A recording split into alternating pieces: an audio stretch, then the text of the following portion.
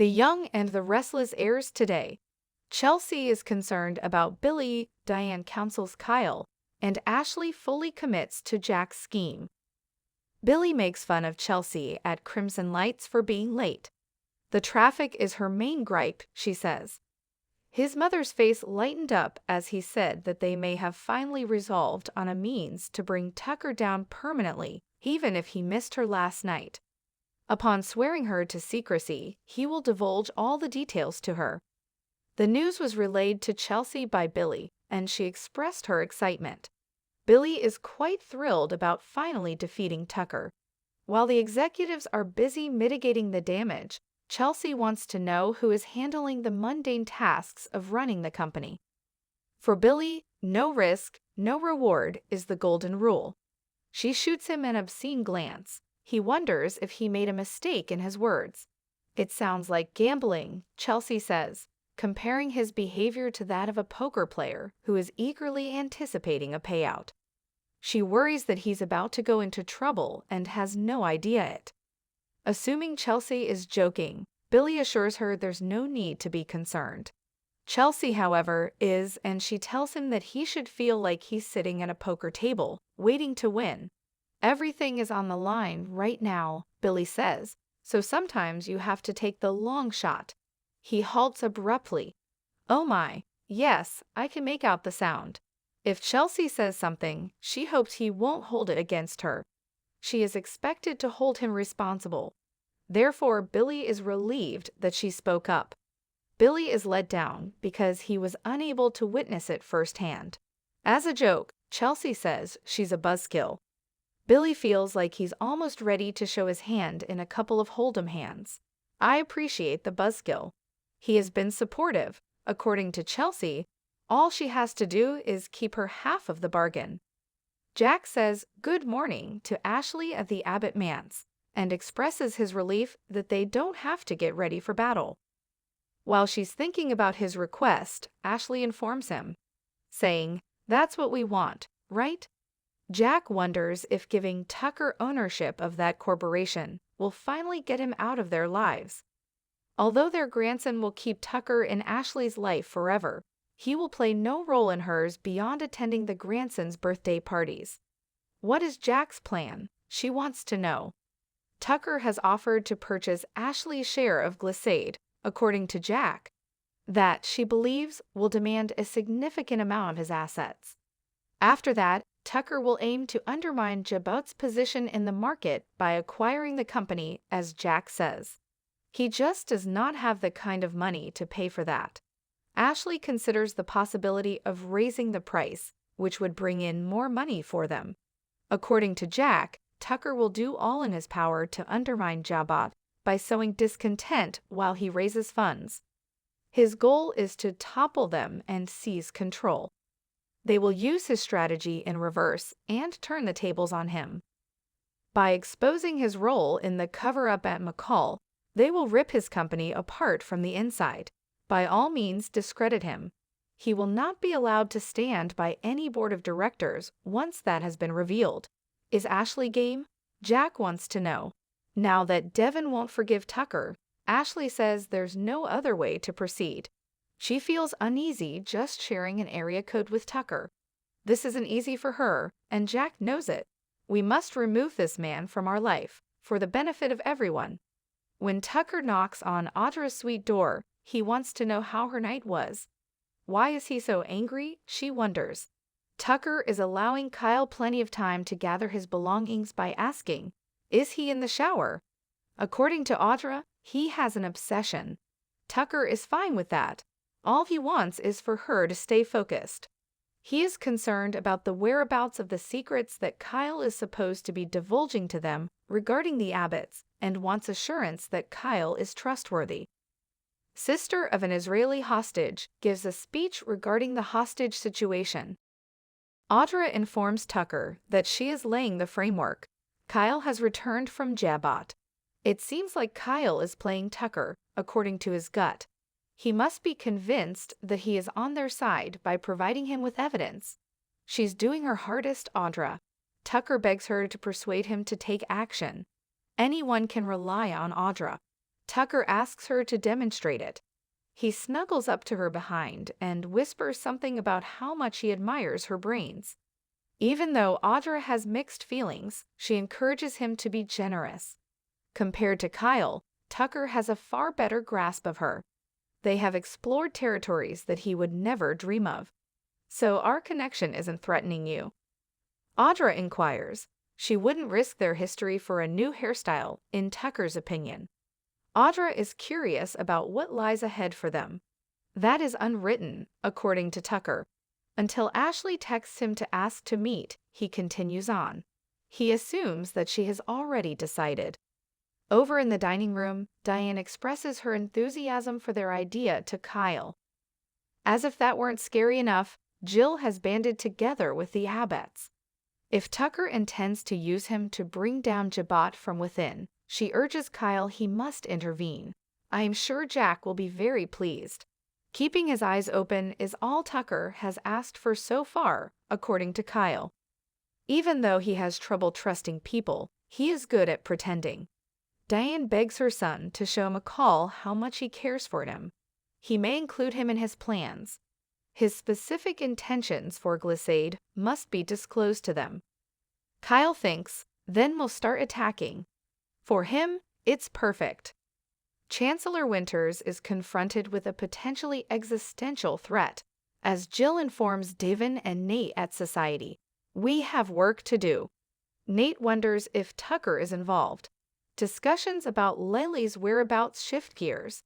Despite surviving the fire, Maddie lost her school mentor. No idea, Nate says with a scowl. I feel bad for the little one. According to Jill, Lily and Maddie will be staying at that place. A leave of absence has been granted to her. Nate promises Lily they will prove to her they can be independent for a time. Under typical conditions, Jill wouldn't give a hoot, but Tucker throws a wrench into the works. Then Mamie steps up and says, all hands on deck, in reference to Tucker McCall's impending attack on their business. Seated, Mamie considers it fortunate that she stumbled across this small tribunal. It seems her invitation went misplaced. The three of us can handle this crisis, Jill says, acknowledging that she was not invited. Mamie had previously planned what she was going to tell Nate, so she convened the meeting to fill him on. When Devon asks Mamie about Jill, Mamie says that she had forgotten how much work she has done. Mamie, in Jill's opinion, should submit her recommendations from an island. Mamie will remain put. If we take away everything that once fueled his fire, money, power, and you, he has nothing, Jack warns Ashley at the Abbott residence. We vanquish our adversaries in this manner. Ashley is totally on board. After receiving a text message, she informs Jack, and so it begins.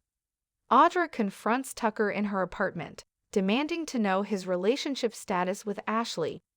They bought a business together, but he claims he doesn't trust her and wants just her share. He hasn't told Audra about that idea, and she's upset about it. Keep her hungry. Tucker loves to do that. What Audra lacks is knowledge. Just keep doing what you're doing, Tucker advises. The world is yours to offer Kyle, but then you abandon him. She must first persuade him that Kyle is fully supportive. So it's just another Tuesday, Audra says with a sigh. In a playful manner, Tucker says, if I'm not back in 24 hours, alert the authorities. He then leaves to meet Ashley.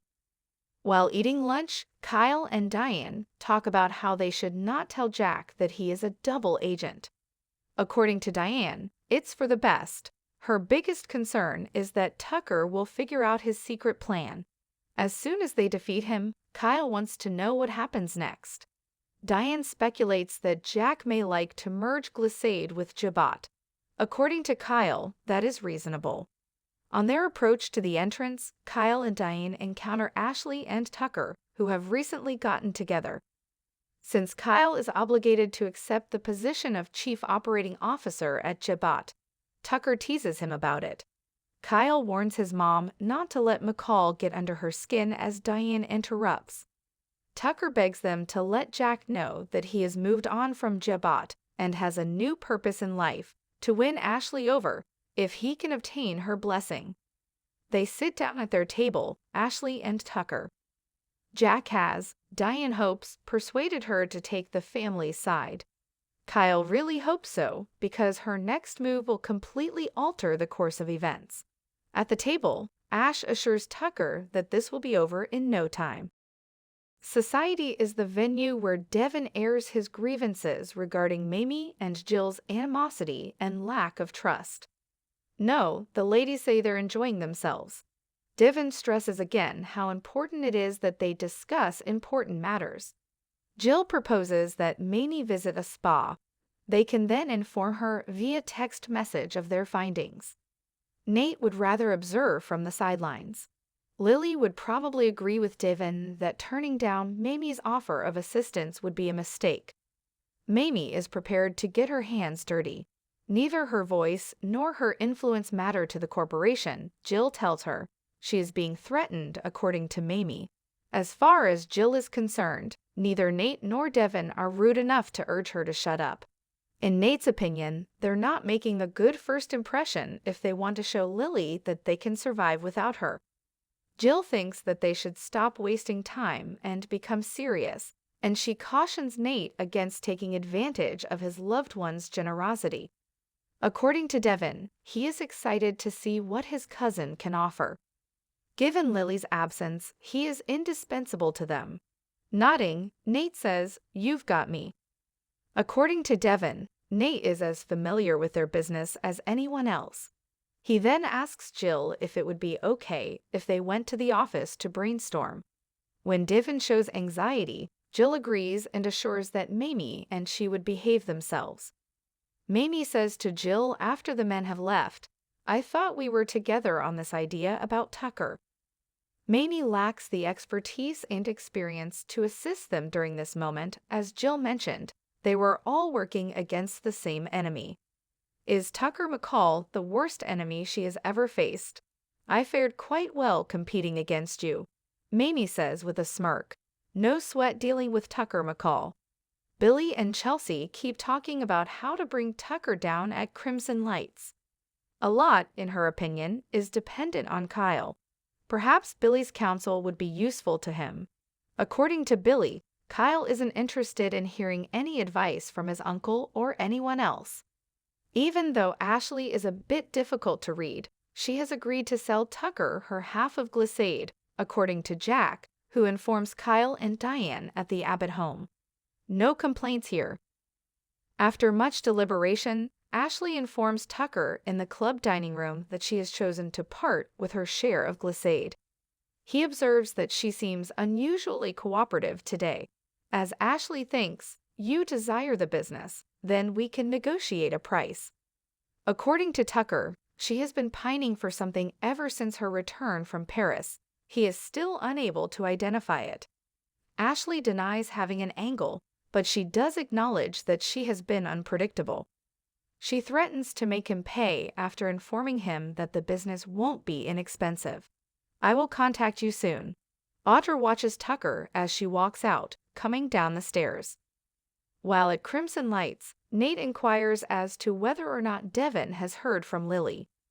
If Jill and Mamie require their assistance, he adds they can call him from there or the police station. Nate believes they'll be all right because they're two smart, considerate women.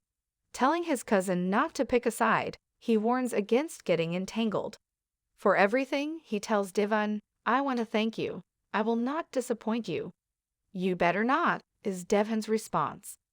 While they're out on the patio, Chelsea is trying to decide whether Billy would prefer a fire pit or VIP tickets to see his favorite band play.